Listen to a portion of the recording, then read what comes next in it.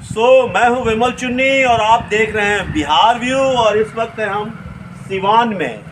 सिवान काफ़ी चर्चित संसदीय क्षेत्र है, कई बार विवादों में रहा है और भारत में दो सबसे छोटी इकाई जो सबसे मजबूत इकाई मानी जाती है। कहा जाता है कि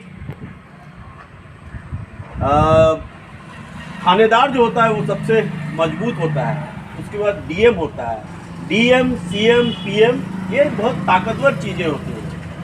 सबसे पहले आप कंट्रोल होते हैं थाने से, उसके बाद कंट्रोल होते हैं डिस्ट्रिक्ट मजिस्ट्रेट से, उसके बाद कंट्रोल होते हैं आप चीफ मिनिस्टर से और उसके बाद कंट्रोल होते हैं आप प्रधानमंत्री से। लेकिन एक जो हमारा प्रजातंत्र है, इसका चुनावी तौर पे सबसे ज़्यादा मजबूत होता है मुखिया। और ये मुखिया का जो चुनाव होता है ये सबसे टफ चुनाव होता है और मुखिया जो है वो सबसे पावरफुल होता है, क्योंकि आपको सांसद से कोई काम नहीं पड़ सकता है। हो सकता है आपको ना पड़े कोई काम जिंदगी भर, आपको अपने विधायक से कोई काम ना पड़े जिंदगी भर, लेकिन आपको अपने मुखिया से हमेशा काम पड़ेगा। और बिहार में मुखिया का जो चुनाव होता है वो किसी दल का नहीं होता है, दलीय चुनाव नहीं होता है। दलीय प्रथा जो है यहाँ खत्म है। बाकी सभी राज्य में, जैसे महाराष्ट्र है और बाकी राज्य है, वहाँ दल के हिसाब से मुखिया का चुनाव होता है। हमारे साथ हैं नरेंद्रपुर के मुखिया अमरेंद्र कुमार सिंह। लिखते हैं आप? जी। बताइए सर, कैसा चल रहा है आपका? ठीक ठाक। मुखियागिरी कहते हैं भोजपुरी में, भोजपुरियों में मुखियागिरी कैसा चल रहा है? बढ़िया चल रहा है, बढ़िया ढंग से चल रहा है। विकास हो रहा है, पंचायत का विकास हो रहा है, गाँव का पंचायत का विकास हो रहा है। मुखिया को कैसा होना चाहिए? दादागिरी टाइप होनी चाहिए या मुखिया को बहुत गांधीवादी टाइप होना चाहिए? सब होना चाहिए, दादागिरी होना चाहिए, गांधीवादी होना चाहिए। मतलब उसके पास ऐसी लाठी होनी चाहिए कि जैसा जानवर या जैसा व्यक्ति या जैसा कैरेक्टर उसके सामने आए, लाठी जो है उस तरह की हो जाए। हैं? कैसे हैंडल करते हैं? हैंडल तो हो जाता है, मिला जुला करके सब काम चलता है। आप तो चुने हुए मुखिया हैं, लेकिन जो चुने हुए व्यक्ति जैसे हम लोग, जो आम आदमी भी जो है, हर आदमी अपने आप को यहाँ मुखिया समझता है, वो कैसे डील करते हैं? सब डील हो जाता है, जो भी समस्या होती है। क्या क्या समस्याएं आती हैं? समस्याएं तो बहुत है, मार झगड़ा, घर में कला, उसका सब समाधान किया जाता है। मार झगड़ा का आता है, पारिवारिक झगड़ा भी आता है। झगड़ा भी आता है, पारिवारिक झगड़ा में कैसा आता है? जमीन का आता है, जमीन का आता है। अभी तो 2024 का चुनाव हो रहा है। चुनाव में देखा गया है कि बाकी पूरे देश में भी चुनाव मतदान कम हो रहा है, बिहार में बहुत कम हो रहा है। क्या वजह मानते हैं, मतदान क्यों कम हो रहा है? घर से लोग निकलना, इतना कड़ाके की गर्मी पड़ रही है, घर से लोग निकलना नहीं चाहते। तो गर्मी एक विषय है, गर्मी विषय है, लोग को इतना कहा जाता है लगाव नहीं है। लगाव है नहीं, घर से नहीं निकल पाते हैं। जो एसी में रहते हैं उनको सोचना पड़ता है कि हम कैसे निकलते हैं। ऐसे हम लोग शहर में रहने वाले हैं, हम लोग देखते हैं कि जो वार्ड काउंसलर जीतता है वो क्या करता है कि जो पावर में सरकार होती है, अगर नीतीश कुमार पावर में है तो नीतीश कुमार के साथ जुड़ जाते हैं लोग, अगर बीजेपी पावर में है बीजेपी के साथ, अगर आरजेडी पावर में आई है तो आरजेडी के साथ। आप मुखिया, आप किसके साथ जुड़े हुए हैं? हम व्यक्ति विशेष के साथ, हालांकि हम भाजपा समर्थक, भाजपा, लेकिन व्यक्ति विशेष के साथ। तो सिवान में तो जदयू का कैंडिडेट है और जो सिटिंग कैंडिडेट था जदयू ने उसको काट दिया। तो बीजेपी, आप क्योंकि बीजेपी से ज़्यादा सॉफ्टनेस रखते हैं जी, हाँ, तो ये जो जेडीयू के जो के उम्मीदवार हैं, इसको बीजेपी के वर्कर्स कैसे देख रहे हैं इस बार? बीजेपी के वर्कर नजर में थोड़ा कठिनाई माले में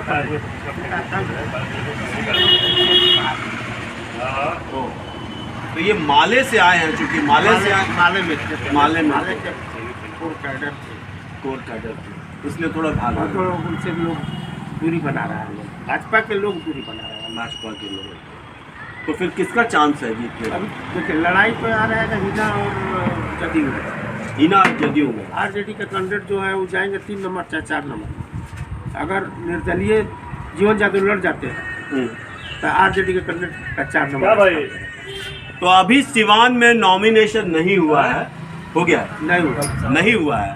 यहाँ पे चर्चा है जदयू के कैंडिडेट जो है कौन कुशवाहा है, रमेश कुशवाहा नहीं और विजय लक्ष्मी देवी है उनके। अच्छा, विजय लक्ष्मी देवी है जो जिनके पति हैं रमेश कुशवाहा, विधायक भी रह चुके हैं। वो पूर्व में विधायक रहे, वो माले के तरफ से रहे हैं। नहीं, माले से नहीं थे, माले में थे, उसके बाद जदयू के विधायक हैं। अच्छा, जदयू से विधायक उसके बाद जदयू को छोड़कर को घुटन महसूस हो रहा था तो चले गए, क्या नाम है ना वो आरजेडी में गए। उसके बाद चले उपेंद्र कुशवाहा के साथ चले गए। अच्छा, और फिर जदयू आ गए। फिर जदयू में आ गए। अच्छा, और ये जो अवध बिहारी चौधरी है ना, कौन है? अवध बिहारी चौधरी आरजेडी के के। ये तो सिटिंग मतलब ये विधायक भी है और आरजेडी और महागठबंधन की जो तेजस्वी और उनकी जो सरकार थी उसमें स्पीकर भी थे, शायद स्पीकर थे और बहुत स्ट्रांग कैंडिडेट रहे हैं। इनका पूर्व में शहाबुद्दीन जी से भी बहुत अच्छा रिश्ता रहा है। हाँ, अच्छा रिश्ता था। लेकिन इस वक्त जो वो आरजेडी के टिकट से लड़ रहे हैं तो क्या चांसेस है? वही ना, पहले 4 नंबर पर जाएंगे। 4 नंबर पर, 4 का चौथा स्थान। और ये जो मिसेस शहाबुद्दीन जो है क्या नाम? लड़ाई जदयू और हिना साहब में रहेंगे। हिना साहब जो कि शहाबुद्दीन जी के साथ जो वाइफ हैं। जी। तो वो उनके बीच में और बीजेपी के बीच में टक्कर, मतलब जेडीयू के कैंडिडेट में टक्कर। तो क्या कैसे देखते हैं आप? क्या देखते हैं, क्या देखा जाए? अभी हम लोग सोच रहे हैं कि इस पर क्या किया जाएगा, किया जाएगा। अच्छा, एक चीज़ बताइए, हम लोग शहर में रहते हैं, हम लोग पान की दुकान पर अक्सर ये बात करते हैं, पान के चाय दुकान पर यही तो चलता है चुनाव। हम लोग ये बात करते हैं कि ये जो चुनाव है इसमें पैसा का बहुत खेल होता है। कितना खेल होता है? पैसा तब बांटने वाले आप समझे कितना खेल लोग करता है।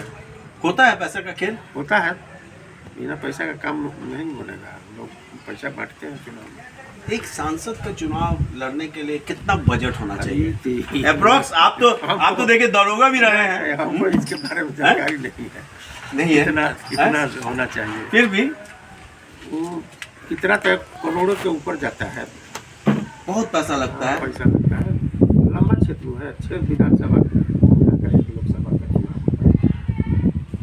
पैसा क्या टिकट लेने में खर्च होता है? किस चीज में पैसा टिकट लेने में करोड़ों के ऊपर देना पड़ता है, तब जाकर टिकट मिलता है। और कैंडिडेट नहीं थे, लक्ष्मी जी टिकट लगाने उनको टिकट मिल गया। उनके भाई है रमेश कुशवाहा के, वीरेंद्र से, बहुत बड़ा बिल्डर है, ठेकेदार है रोड का, वही सब मैनेज करते हैं।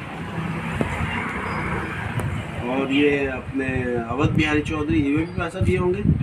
अभी तो हम नहीं जानते हैं पैसा दिए हैं कि नहीं, कौन दिया है कौन नहीं दिया, कैसे टिकट मिला, हमको क्या जानकारी है। हिना साहब को आरजेडी से क्यों नहीं टिकट मिला?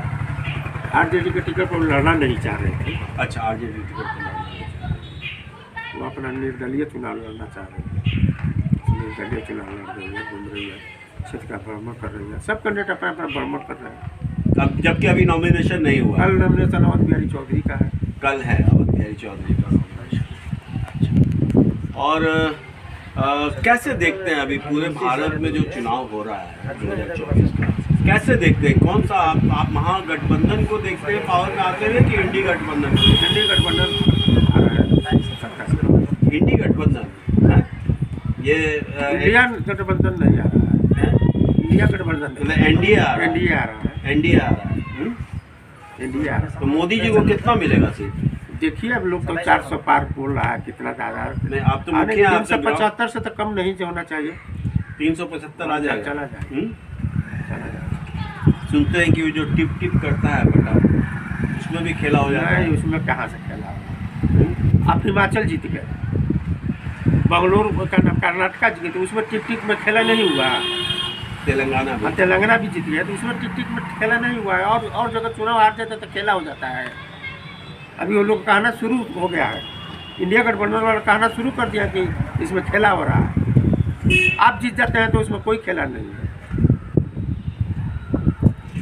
क्या संदेश है नरेंद्रपुर की सिवान की धरती से रेस्ट ऑफ बिहार और रेस्ट ऑफ भारत को क्या संदेश है मुखिया जी का? हमारा क्या चलता है, चुनाव हो रहा है, चुनाव में हम लोग भाग लेंगे। अपील करेंगे आपकी जो मतदाता घर से मिले और हाँ, वो तो बोलेगा। हमारे व्यूअर्स जो हैं, बिहार व्यू के व्यूअर्स जो हैं, जो देखेंगे, उनके लिए भी कह दीजिए कि घर घर से निकलिए, नाश्ता बाद में कीजिए, पहले मतदान कीजिए, कुछ ऐसा। सबको कहा जा रहा है कि घर से निकल के चुनाव करने के लिए लोग निकलेंगे।